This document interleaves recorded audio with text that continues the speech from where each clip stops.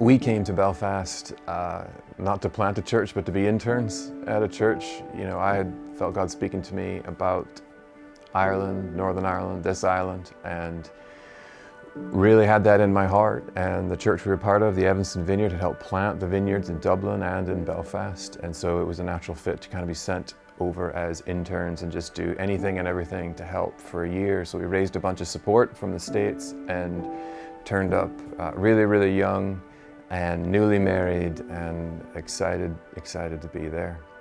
Our first year and a bit in Belfast was really amazing, really fun. We loved the church we were serving, and they hopefully loved us, and they asked us to stay on a bit.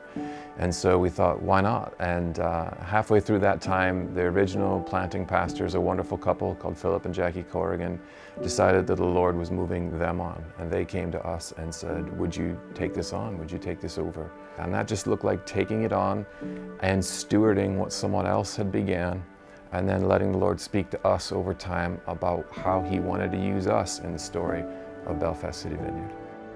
Yeah, serving Belfast, serving our city, was in the original DNA of Belfast City Vineyard before we ever got there.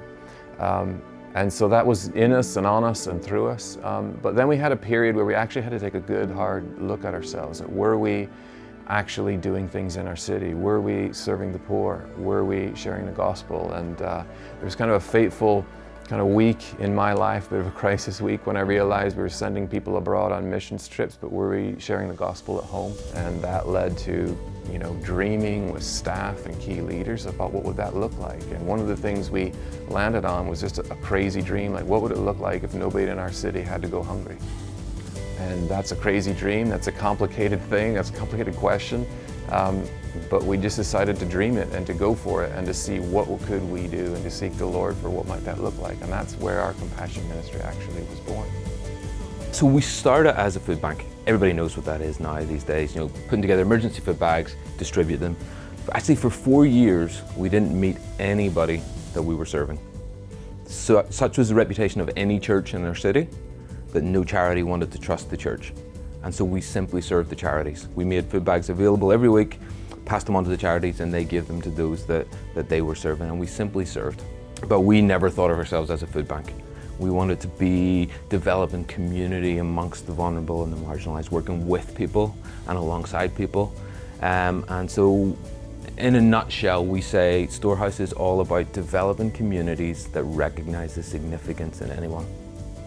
And so from day one, we've dreamed of a compassion ministry that is deep and wide, that reaches way beyond its own weight. And if I'm honest, we probably thought it's a nice dream that we'll never hit. And now, 14, 15 years down the line, I'm looking at it going, if we'd done 1/10 of this, in the early days I would have thought, man, that's a lot. And now I'm thinking, what's next? You just don't know what the Lord is going to do. And you don't know what He is going to do. Even when you cast vision and you dream about a church, the church in your heart, it's constantly moving forward, it's constantly evolving, and the Lord keeps adding different pieces, and He keeps multiplying different pieces. And what's so exciting to me is I remember kind of the last instructions from our sending pastors, you know, was to, if you do everything yourself, it's just not gonna grow large. But if you are willing to share credit, if you are willing to empower other people, and if you're willing to do that for like 25, 30, 40 years, you at the end are gonna see immense fruit. And he was incredibly right. None of the things that are happening in my church I could have possibly dreamed up. Some are so surprising to me.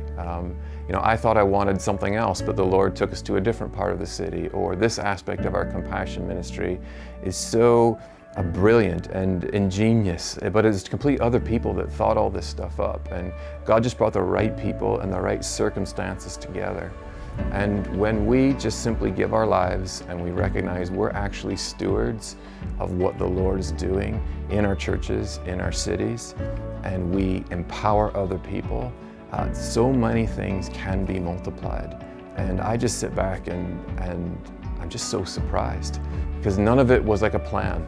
It was more watching what is the Father doing in our city, what can we do in response to that, and then allowing Him to fill the gaps.